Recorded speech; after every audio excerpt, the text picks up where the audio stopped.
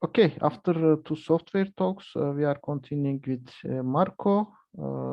It's about limitations in quantum computing from resource constraints. I believe it's about also error correction. So Marco, stage is yours. Thank you. Okay, so thank you very much, and thank you for organizing this little seminar. So my name is Marco Fellous Asiani, and I will talk about this work that has been published in PRX Quantum, and also I will give a bit of outlook about that work. So it's about indeed quantum error correction and how we can, for instance, estimate how much energy we'll need to perform large-scale quantum computing. So just before going in the details, so this work has been done while I was doing my PhD in Grenoble in France. And I am now working in the group of Aleksander Streltsov at the Center for New Technologies at the University of Warsaw. So what I will talk about here is basically, so first this first work, how can we scale up quantum computer when resources are limited? So what I call a resource here is pretty general. It can be, for instance, the total bandwidth you have for your qubit, so the bandwidth in frequency. For instance, you know that if qubits have too close frequency, when you will address one, you might address another in an undesired manner, and it will induce noise. So bandwidth is a resource. It's limited. You cannot have infinite bandwidth. It can also be the size of your computer or the energy to do a quantum algorithm. And I will insist on that a lot. And so it's giving a framework that tells you how you can scale up algorithm with quantum error correction when resources are limited. But also the other side of the problem is how you can minimize the resource required to do large-scale quantum computing. And then I will do just an overview of an extension of that work that will appear soon. Its purpose is to propose a multidisciplinary, what we call also full stack method that allows to minimize the energetic cost of running algorithm on large scale quantum computer. So I won't go into detail. I will just make the connection with this first work. And here it will be typically to say how we can estimate, for instance, the energy that we will need to break RSA 2000 on a fault-tolerant superconducting qubit quantum computer. So I will just explain the methodology and not the result for this one, but yeah, it's very connected to this first work. To understand that, the first point is to have a few basics of error correction and fault tolerance. So I will be very quick, but give the main intuitions. So why do we need error correction at all? So I think from the previous talk, we are all aware of that. Basically, quantum hardware is very noisy. And to give a typical example, in superconducting qubits, the state-of-the-art 2-qubit gate is typically 99.something% fidelity. So it's, for instance, 99.7 in this cross-resonance scheme. And so the problem is that if your fidelity of your gate is too low, you are limited in the number of operations you can do. And typically for all the, let's say, very famous algorithms such as Shaw, we have too much operation such that the information will be completely corrupted when we will measure. And it's very challenging to make good hardware. So we could wait and say, okay, let's wait 20 years that the hardware is good enough, but we would like to do things before. And that's why people are thinking about error correction. So error correction is a technique that allows you to encode your information in a greater degree of freedom. So for instance, I will call a logical qubit the conceptual information of the qubit, okay, the two-level system. So we can encode it in one physical qubit, but then as soon as we have an error on this physical qubit, it's already over. The information is lost. So a quantum error correction, the principle is to say, okay, what if we encode this information on many physical qubits, and then if one of them is noisy, by doing smart measurement on the other, we can detect an error and fix it. And then we are able to resist against one error that occurs, for instance. So that's the principle of error correction. And the goal is that if you had a probability of error of the gate that was PL of 0, this 0 means no error correction. When you do error correction, your hope is that your logical qubits have when you do a gate on it, it has a lower probability of error. So in this work, the main approach I will talk about are very general, but if we want to do plots and to do simulation or to do calculation, we need to take a concrete model. So in this work, we take the Steane 7-qubit code, and in one logical qubit, you have 7 physical qubits, and you are able to resist against one error occurring on your physical qubit inside of your logical qubit. So error correction is not the full story. Actually, the full framework is called fault tolerance. So what is fault tolerance? In what I said before, I was a bit idealistic in the sense that, okay, let's say I have one error on my qubit, I measure, I fix it, but measuring and fixing it induces noise. It's also quantum gate that you apply. So you need to understand how the extra noise you do by doing the correction, how to make sure that it will not actually make error correction worse. Because you know that first you need more physical qubits, so you're bringing more noise in your quantum processor, and also you detect and correct those errors, and those operations are noisy. So you need to make sure that in the end you really improve the situation. So that's one of the answers that fault tolerance provides you. The second thing is that it tells you how to resist against an arbitrary number of errors. So here in the example, with Steane, you encode one logical qubit with 7 physical qubits, and if you have one error, you can fix it. But what if you have 2 errors? What if you have 3 errors? In principle, we cannot assume that you will have a unique error per logical qubit along all the computation. So that's fault tolerance that tells you that. And this work, we base our calculation on what is called the concatenated fault-tolerant construction. The main reason is that it allows us to do analytic calculation. And also, as I said before, all the philosophy here could be adapted to surface code, to other approach. It's more establishing a methodology here. So how concatenated construction works? So on the left here, you have 7 physical qubits, and you apply quantum gates on them. So if you did not do error correction, as I said, you will have a probability of error at your physical gate that will be very high. It will be a bad gate, poor fidelity. So what you do is you regroup 7 physical qubits to create a logical qubit in the Steane code, for instance. And now the point is that the logical gate you apply on this logical qubit, which is physically, of course, composed of 7 physical qubits, but on a software level, you see that as a single entity. The probability of error of that gate is lower than the probability of error of those physical gates. That's the point of error correction. And the concatenated construction, what it tells you is that, okay, now I have a recipe. By using 7 qubits, I can make a better qubit. By using 7 physical qubits, I can create a better logical qubit. So why not using the same cooking recipe and regrouping 7 logical qubits to create an even better logical qubit? So it's really a recursive construction. It's like Russian dolls. Inside of this logical qubits, we have 7 lower level logical qubits, and inside one of them, we have 7, so which will be physical qubits. And by doing this, I can reduce the error here. The probability of error here is lower than this one. I reduce it again. And those are called concatenation. And in general, by doing this enough time, we can make the fidelity of our logical gate as high as we want. Or equivalently, make the probability of error of the logical gate as low as we want. And we can understand that analytically. And this formula, we'll use it a lot along the talk. So what is that? Here, inside the purple circle, we have the probability of error of a logical gate after k level of concatenation. Here, we have the level of concatenation, and this quantity eta here is the probability of error of a physical gate. So if I don't do error correction, so it's PL of 0. I use another notation for what comes after, but it's the same. It's the probability of error of a physical gate. You see that if eta is lower than this thing, which is a constant called the threshold, you will have something smaller than 1, when k is larger than 0. This goes to 0 the more you increase k. Okay, you put some power, something that is lower than 1, so then this thing can go to 0 by increasing k. And so now, what does the threshold mean? We need to understand that to understand what follows. So error correction is a fault tolerance. Sorry, it takes into account this competition phenomenon. To do error correction, I need more physical qubits, and so what happened is that let's say that the physical error is below than the threshold. Yes, you get more physical qubits, which induce more noise inside of the quantum processor, but you do error correction. And if the physical error is lower than the threshold, error correction wins in the competition, and your logical gate will be better.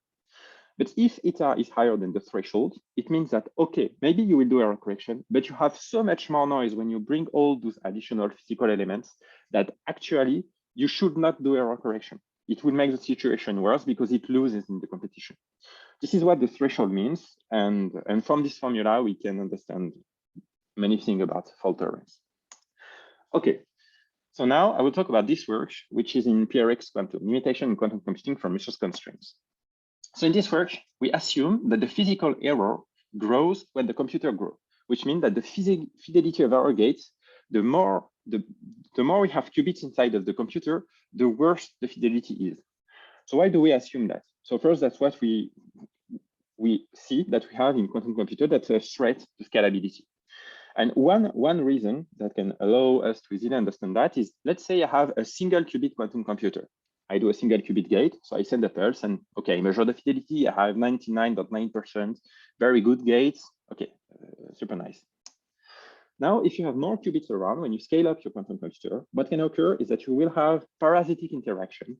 Like in a way, the qubits that are around act like as a noisy environment. And so the more qubits you have in the quantum computer, typically, the more it is as if you increase the noise of the environment. And then doing also a single qubit gate on one qubit inside of this quantum computer, you measure the fidelity of this gate. So you do not do any algorithm on the other qubit. You will realize that the fidelity drops. For instance, you will find 80%.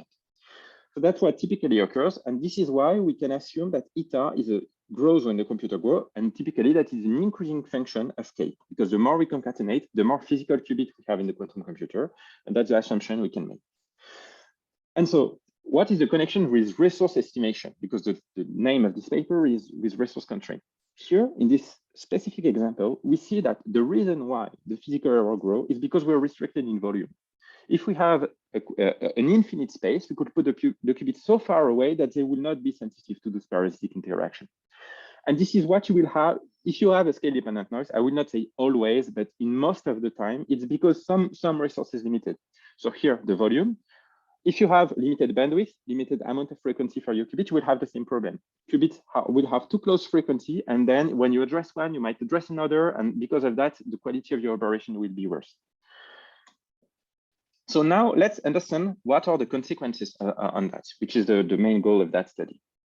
So if your physical error is constant, so here, okay, what is that? The probability of error of a logical gate after k level of concatenation. And I remind you that when you don't do error correction, the probability of a logical gate is the probability of error of a physical gate, so it's the same. So if you are higher than the threshold, if you do more concatenation, your physical error grows because this quantity is larger than 1. And if you're below the threshold, doing more error correction, you can make this quantity go to 0. So that's the standard theory, okay? If you have a noise that grows with the size of the computer, if your physical error is higher than the threshold, it's also useless. But if it's below the threshold, what can happen is that this might be below the threshold initially. So maybe you can do a bit of error correction, but at some point, this quantity would get higher than the threshold, and then this curve ends up diverging. And so one consequence, at least if the physical error gets higher than the threshold at some point, is that the quantum computer will be limited in accuracy.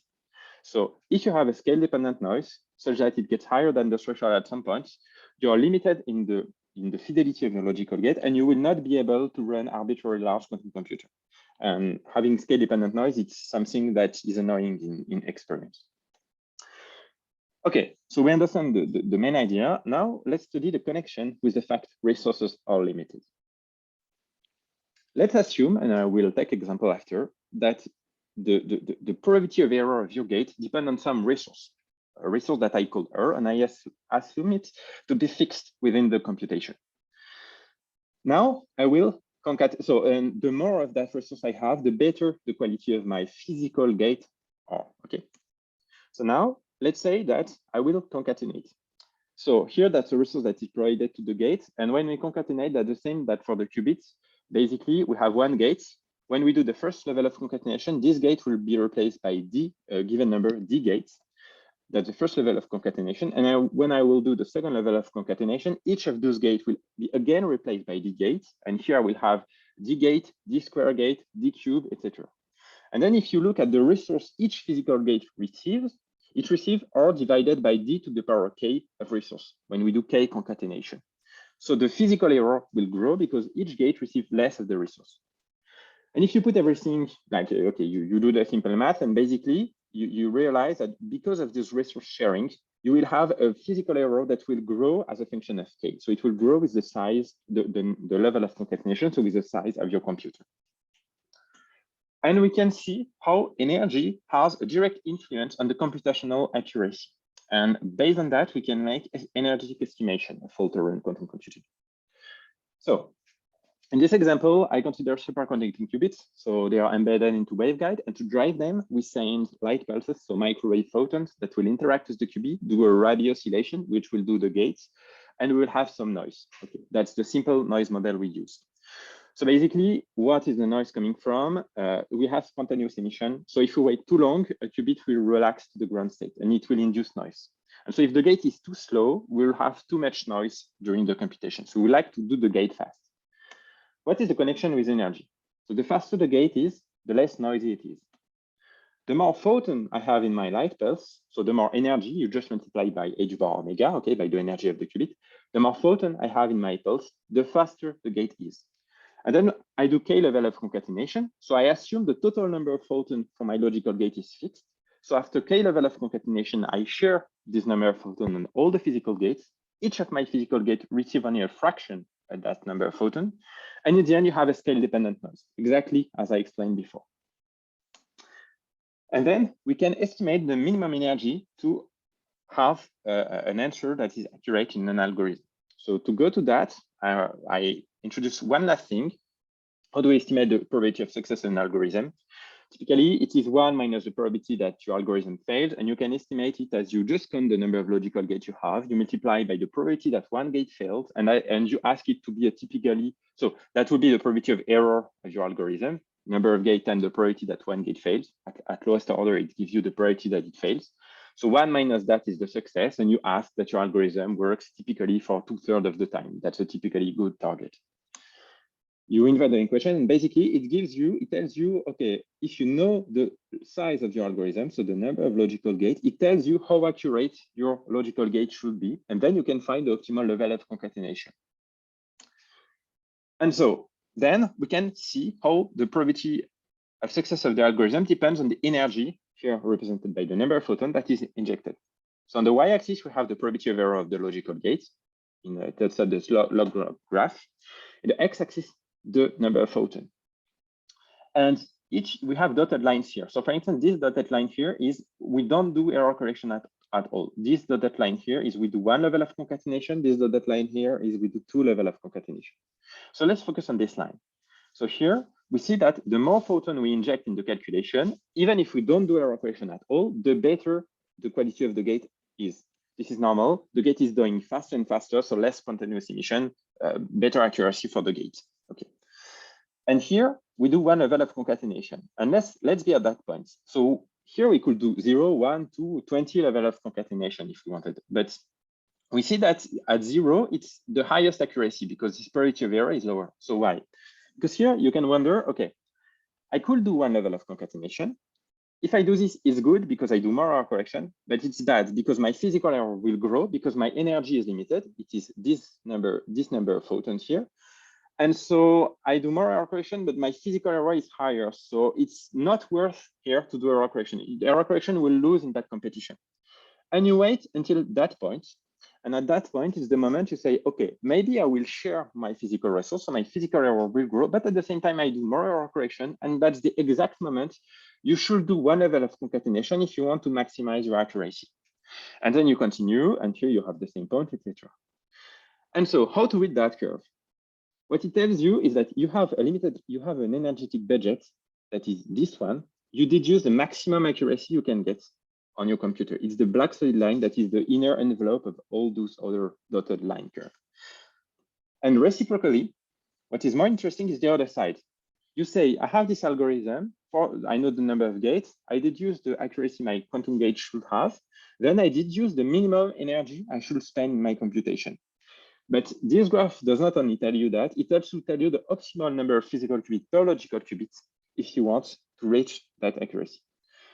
So this is toy model at this level, okay? This is just to understand the concept by it's costly to have good accuracy. And if you understand the connection between the energy and the accuracy, you can find the minimum energy to run a computation. And here I work with energy, but it could work for other resource, frequency, bandwidth, volume, power, etc. So this is this work. So okay, I will skip that. This is this work, just to establish some basic concept. And now this is what we are. It's going to appear soon on the archive. we can generalize that approach and build a multidisciplinary full stack method that allows you to minimize the energetic cost of running large-scale quantum computer, algorithm and large-scale quantum computer. And typically you can answer the question, how much energy it will cost me to break array, say 2000 on a quantum computer. So as I said, we saw that, so just an advertisement to give a bit of outlook, we saw that it costs energy to reach a low probability of error for a logical gate, and there is an intrinsic connection between algorithmic accuracy and energy. And here, what we optimized is we found actually what was hidden is a minimization of constraint. We were looking for the minimum energy under the constraint that the algorithm succeeds with a higher probability than a typical target, 2/3. And here, both the energy and the success dependent on parameter that we can optimize, and we only had the number of physical qubits per logical qubit through the parameter K, the level of concatenation. What you can do is actually to have a complete multidisciplinary model in which you put inside the cryogenic model, so the temperature of your qubit, the way the algorithm is implemented, the physics of the qubit, how you should drive your qubit, and you can optimize all those things to minimize the energy while being sure that your algorithm succeeds. So that's the work that will appear soon. And yeah, I just wanted to advertise it, and it's very connected to what I just presented here. Okay, so that's it. So thank you for your attention. And those are all the people that were involved in that work. Thank you. Thank you very much. Also, we have time for 1 or 2 questions. Okay, David asking how much and how reversible computing help us for energy management. So how much the fact computing is okay. You are, so if you're talking about reversible quantum computing, because in practice, basically the cost of energy will not depend on the fact that quantum computing is reversible because there are so much, so how to say that? Basically, the main reason why we cannot... Sorry, who is this?